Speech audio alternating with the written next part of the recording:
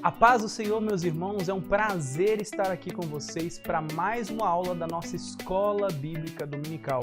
E o subsídio de hoje é a nossa aula de número 3. Já quero convidar você que não é inscrito no nosso canal a se inscrever, canal ADMP TV.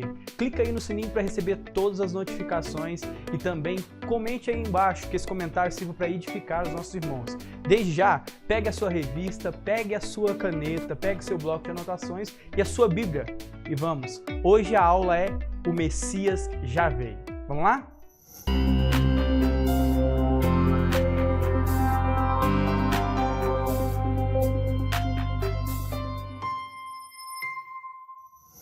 Então hoje, na nossa lição de número 3, que será lecionada no dia 16 de abril de 2023, o tema é O Messias Já Veio.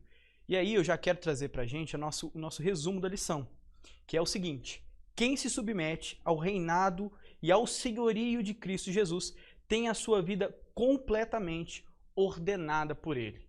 Então hoje nós vamos falar justamente sobre a questão de quem guia, quem é o Deus Todo-Poderoso que tem guiado a história da humanidade, que tem guiado as nossas histórias. E o porquê que é fundamental nós entendermos que nós, como cristãos, nós como verdadeiros cristãos, temos que viver a nossa vida pautada em dedicar e entregar a nossa vida a Cristo, para que Ele seja o Todo-Poderoso que guia os nossos pensamentos, as nossas vidas, as nossas decisões. Então, quando nós entregarmos tudo que temos a Ele, nós seremos guiados e ordenados por esse Cristo. Então, hoje nós vamos tratar sobre 3 importantes pontos, tá? O primeiro é mostrar a rebelião contra o ungido de Deus. Nós vamos estabelecer aqui, então, no Salmos de número 2, né, a composição de número 2 de Salmos, que vai trazer sobre o ungido de Deus. E já já a gente vai entrar nesse tema que é tão fundamental para as nossas vidas e a nossa vida devocional. Segundo, nós vamos conscientizar de que um dia o ungido de Deus, ele pedirá contas aos insurgentes. O terceiro, explicar o chamado à rendição e à submissão ao ungido de Deus. Então, antes de nós iniciarmos, antes de eu introduzir a nossa lição, eu acho importante nós meditarmos nessa frase, que está escrito o seguinte: quando começamos a entender quem é Cristo e o que Ele fez por nós, não vamos precisar de outra motivação. Cristo é suficiente. O que eu quero dizer com isso é que a partir do momento que nós entendemos que esse Cristo é aquele prometido desde lá dos profetas, do livro de Salmos e também durante toda a Bíblia, esse Cristo prometido, quando nós entendemos que essa obra magnífica que foi a sua vinda terrena, sua morte e ressurreição para nos salvar, nós não precisamos de mais nada para que nós entreguemos a Ele os nossos caminhos, para que nós possamos entregar a Ele os nossos destinos, as nossas escolhas, porque Cristo é suficiente. Ele é suficiente para preencher todas as nossas expectativas, todas as nossas esperanças, tudo aquilo que nós esperamos do futuro. Cristo é suficiente. Então nós vamos hoje tratar, como eu disse, do Salmo de número 2, tá? Só para a gente introduzir, né, a atribuição da escrita desse Salmo é feita a Davi em Atos 4, verso 25. E qual que é o tema principal? O tema principal é trazer um ungido de Deus como sendo gerador e motivador de grandes coisas, tá? Então, nesse Salmo de número 2, nós vamos falar sobre um reino que é universal. E aí é importante a gente estabelecer que quando nós falamos sobre esses salmos régios que falam sobre o rei, o Salmo de número 2, ele vai falar sobre qualidades do rei, ele vai falar sobre um rei que é chamado. E a gente precisa entender que seja importante. Quando olhamos para Davi, nós percebemos que não há uma motivação ali, não há tantos povos que pudessem se insurgir contra o reinado de Davi. O que é totalmente diferente de Salomão. Salomão já havia conquistado muitos povos que poderiam se insurgir contra Salomão. Mas quando a gente vai observar o plano de fundo que é estabelecido em Salmos 2, nós percebemos que a figura centrada daquele rei, ele é maior do que Davi e do que Salomão. Embora a interpretação que se tenha do Salmos 2 é que esse salmo ele era utilizado muitas das vezes para atos de coroação dos reis, né? Consequentemente a Salomão, e também utilizado como entronização ao rei pelo menos uma vez ao ano. Só que a gente percebe que, como eu disse, a figura, embora muito se estabeleça que seja Davi ou Salomão, a figura que é colocada ali, ela é um antítipo maior do que Davi ou Salomão, para que fosse capaz de causar a revolta, a fúria tão grande, e também para que houvesse promessas grandiosas que são feitas no Salmo 2. Então nós vamos perceber o seguinte, que esse salmo ele fala de alguém maior que Davi e Salomão. Quem? O Messias.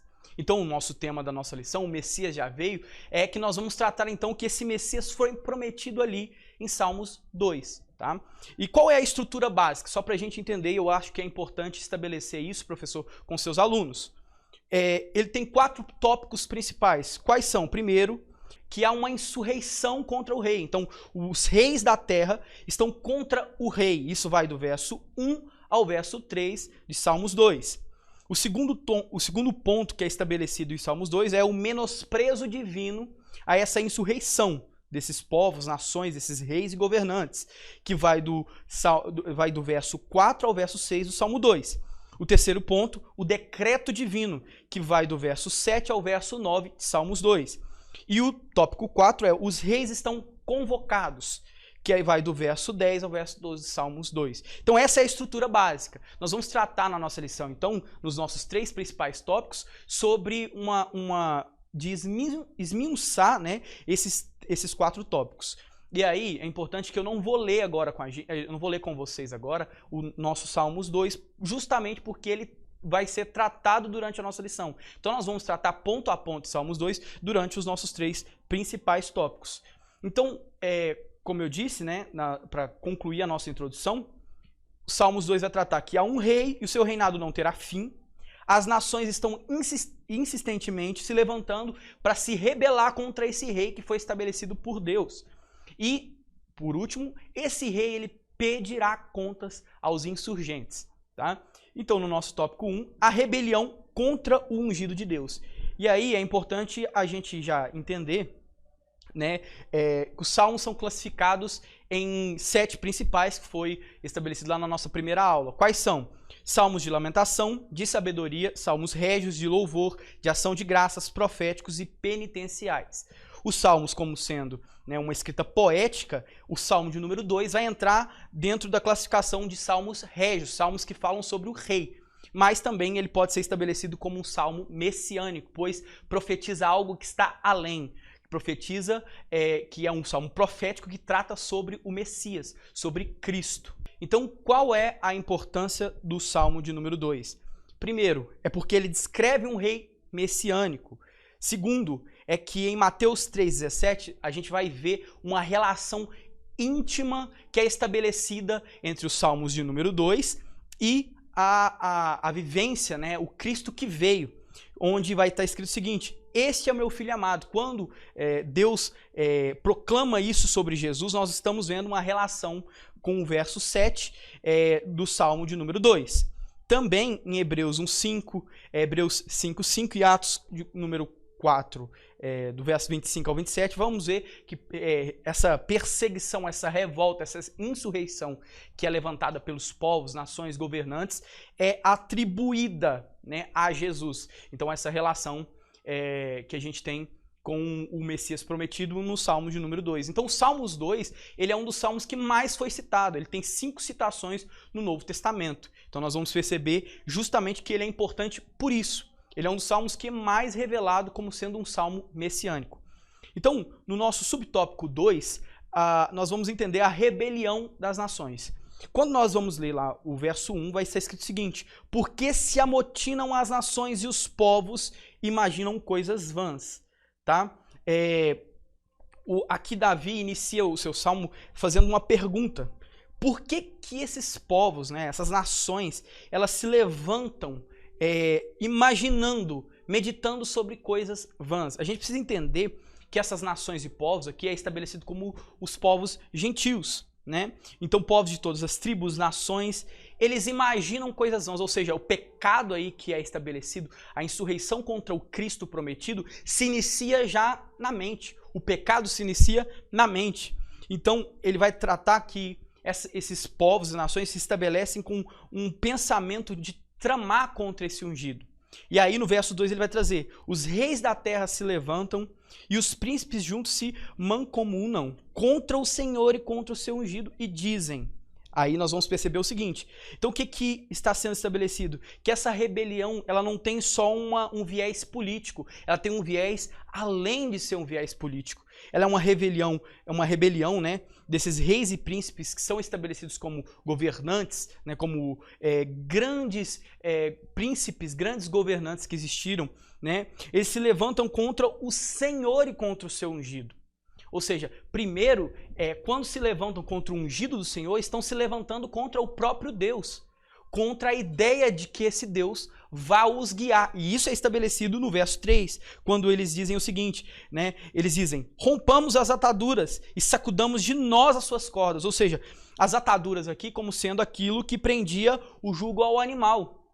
E também as cordas, né, como sendo aquilo que controlava o boi. Então, o que eles estão falando? Nós queremos ser livres.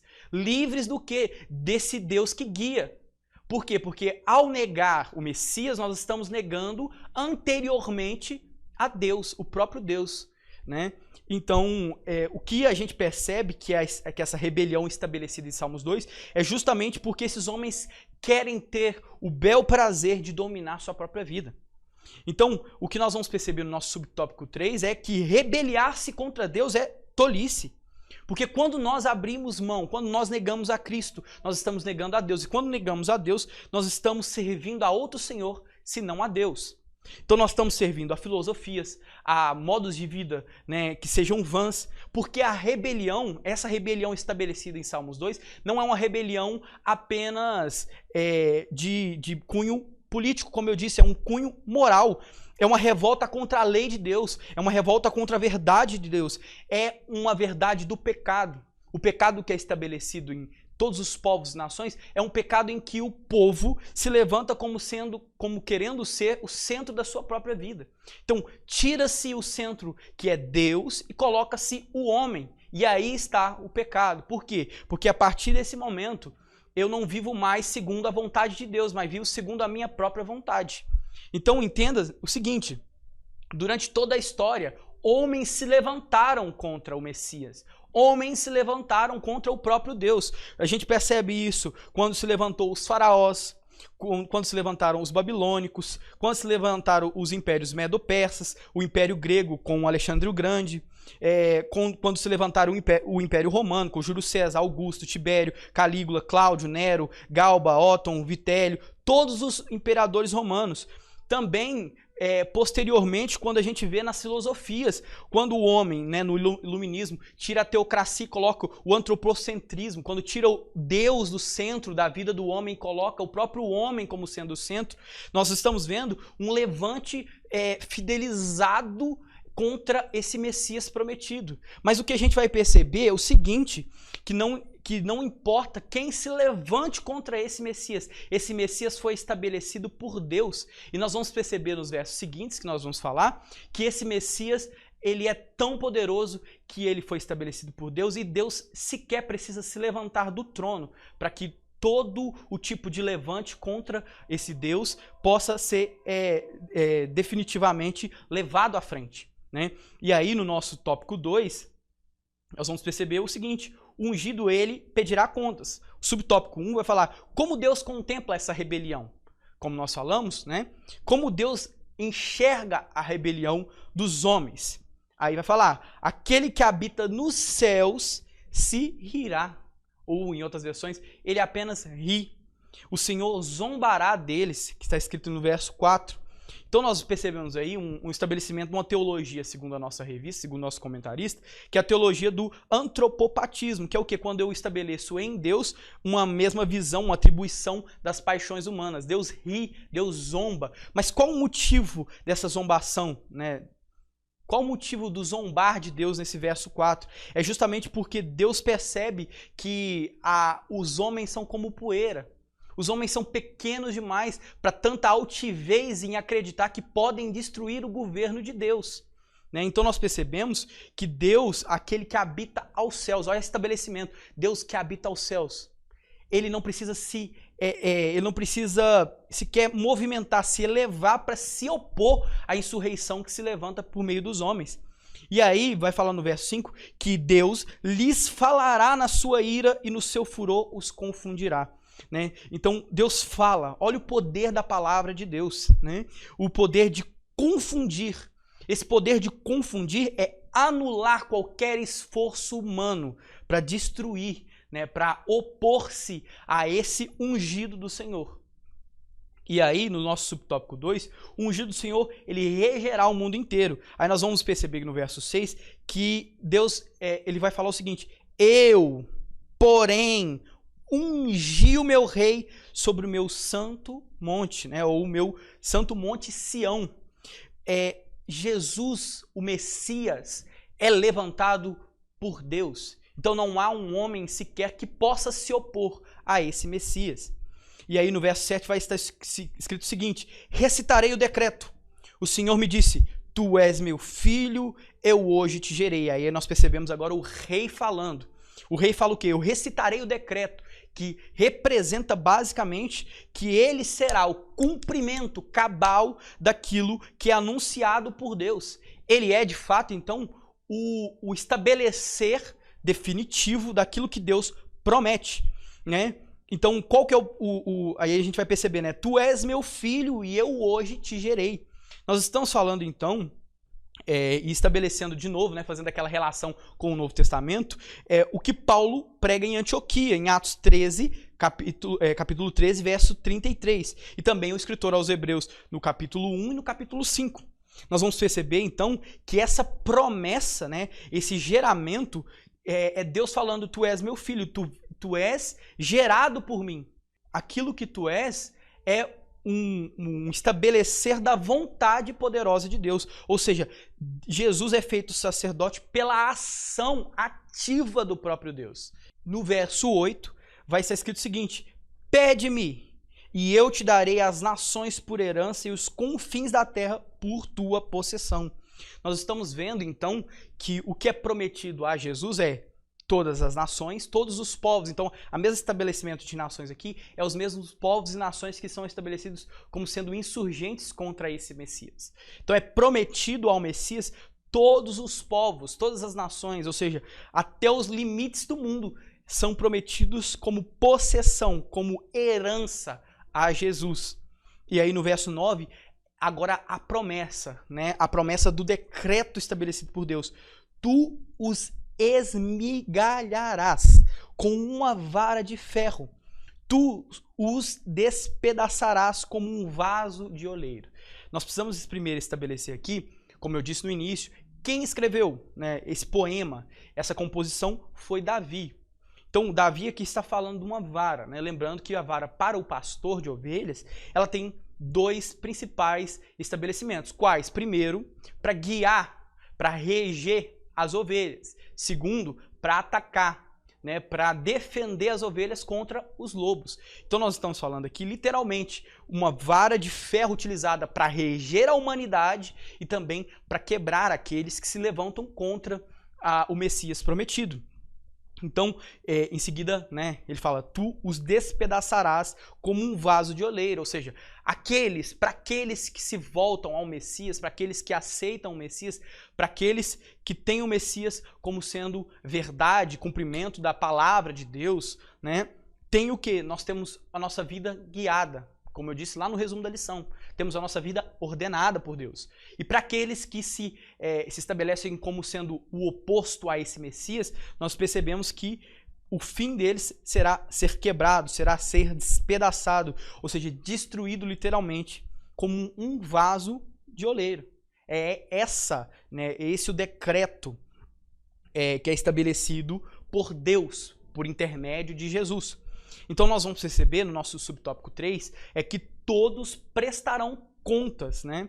Então Deus ri, como nós dissemos. da altivez humana, porque todo o poder, seja o poder do governante, do príncipe, seja o poder de filosofias, de dominar e chegar a pessoas, nós percebemos que todo o poder é estabelecido e vem de Deus. Então, os homens são arrogantes em achar, né, em sua soberba, que tem o poder de se rebelar contra o Altíssimo. Mas até o fato de se pensar, de se estabelecer, e aí é interessante nós observarmos, né, que no Salmos 2, ali do verso 1 ao verso 3, primeiro, o pecado ele domina a mente desses homens. Segundo, após tramar, eles dizem, né, e que querem se ver livre, né, do jugo, das cordas que amarram as suas decisões, as suas vidas a esse Deus. Então, o fracasso é o fim desses homens que se levantam contra o Messias, que se levantam contra o próprio Deus, né? Então, um dia nós nos encontraremos diante desse Jesus que é juiz, para prestar contas, né, de todas as nossas ações. Então, não terá como fugir, né, das consequências da nossa aceitação, que é caso, né, a gente até estabeleceu isso em outras aulas aqui da nossa EBD, quando nós aceitamos a Cristo, o nosso julgamento é para bênçãos, para galardão, mas para aqueles que se levantam contra o Messias, para aqueles que são insurgentes, nós temos a condenação eterna, né? Então não há possibilidade de fugir, porque todos nós prestaremos contas diante de Deus. E aí no nosso subtópico 3, né, um chamado à rendição e à submissão. E aí agora nós entramos um pouco no nossa quarta estrutura ali. Nós vamos falar agora sobre a rendição desses reis, desses príncipes, dessas nações, que é um chamado que é feito por Deus, né? Então, como se estabelece, né, esse chamado? Ali no verso 10, né, no nosso tópico 1, vai falar um chamado aos reis da terra. Ali no verso 10 vai estar escrito o seguinte: agora, pois, ó reis, ao chamado, sede prudentes, deixai-vos instruir, juízes da terra. Ou seja, ele fala, agora, pois, é uma conclusão, né? Sede prudentes é o mesmo que se pensar o seguinte: entendam que vocês precisam agir porque vocês sabem quais as consequências de se levantar contra o Messias, né? Compreendam, né? Entendam, né, que pode os salvar. Deixai-vos instruir, juízes, né? E aqui juízes é o mesmo que governantes.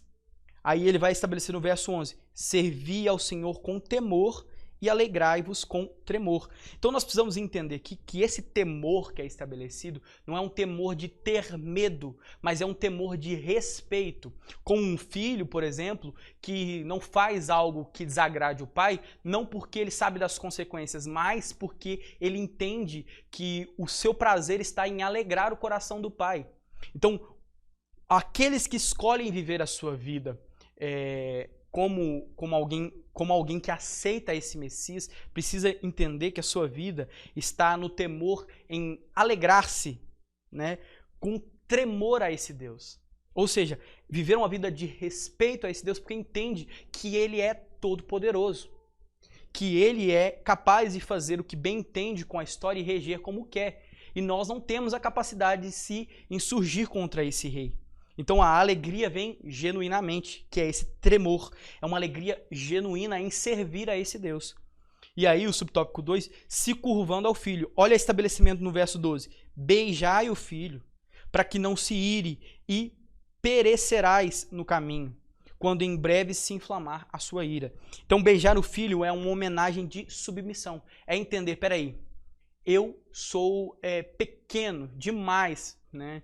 Eu entendo a minha pequenez e eu aceito esse governo de Deus que é estabelecido por meio do seu Messias, por meio do seu ungido. Aí a promessa é, antes que venha a ira de Deus. E essa ira é rápida ao se inflamar contra os homens. E aí vai terminar, né, o nosso Salmo número 2 com uma bem-aventurança. E qual é essa bem-aventurança? Bem-aventurados todos aqueles que nele confiam. Verso 12. Ou seja, é muito feliz aquele que entende que é pequeno, aquele que entende a sua pequenez, que entende que insurgir contra Deus é uma coisa impossível, que se voltar contra Deus é tolice. E agora eu vivo a minha vida confiando em Deus, para reger, para guiar os meus pensamentos, minhas decisões, meus relacionamentos e toda a minha vida. Né? Então, a pergunta do nosso subtop 3 é: Jesus é Rei e Senhor? E aqui eu trago uma reflexão para nós. Render a Jesus não é tarefa fácil, principalmente nos dias de hoje, que é um mundo onde, como eu disse em várias filosofias, nós temos a filosofia da pluralidade, né? do relativismo moral, viver entendendo que o mundo diz que não há verdades, entendendo que Jesus é a verdade de Deus revelada. Não é uma tarefa fácil nos dias de hoje, mas nós precisamos entender que nós precisamos colocar esse Messias, esse ungido, que é prometido em Salmos 2, como sendo o centro dos nossos corações. Ou seja, como sendo o centro da onde surgem as nossas vontades, da onde é guiado todas as nossas vontades. Porque se esse Cristo não for o rei das nossas vidas, da nossa vida interior, a nossa vida exterior será um fracasso. Será desesperança, será tristeza, mas quando nós colocamos Jesus como sendo o centro do nosso coração, Jesus como sendo o centro das nossas decisões, nós precisamos entender que nós somos muito felizes, nós somos bem-aventurados, porque agora nós vivemos a nossa vida sendo guiados por esse Deus. E aí a nossa conclusão, como nós percebemos, o Salmo de número 2, ele está relacionado com a profecia messiânica, ou seja, ele é um salmo régio, que traz um plano de fundo que mostra um antítipo maior do que Davi ou Salomão ou qualquer outro rei que seja estabelecido em Israel. É um rei maior por causar fúria e por prometer uma glória. Né? Então, é um salmo messiânico, é um salmo profético. E nós precisamos entender que haverá um tempo em que esse reino do Senhor ele será estabelecido plenamente neste mundo. E é por isso, e é nisso que nós confiamos, é isso que nós esperamos, né? Mas nós podemos desde já experimentar, né, esse reinado desse Cristo, desse ungido prometido, que já veio como sendo Cristo o Messias, Jesus, que morreu e ressuscitou e nos deu vida. Nós precisamos experimentar desde já esse reinado dele. De que forma? Quando nós deixamos ele reinar dentro dos nossos corações, que foi o que nós acabamos de falar. Então, o meu desejo é que você possa colocar Cristo, o Messias prometido por Deus, como sendo o centro do seu coração. E que você possa viver os seus dias, viver a cada suas decisões, cada momento, entendendo que a vontade dele deve e será superior sempre à nossa, porque ele é todo poderoso para fazer mais. Então, paz do Senhor, que as bênçãos se derramem sobre você, sobre a sua família, sobre a sua igreja e que você seja usado neste domingo para os seus alunos. É tudo que eu desejo. Eu te faço aqui mais uma vez um convite. Se você não é inscrito no nosso canal, se inscreva aí, ADMP TV. Clique no sininho e deixa aí um comentário para edificar os nossos irmãos. Eu te espero até uma próxima aula. Até lá. Que Deus te abençoe.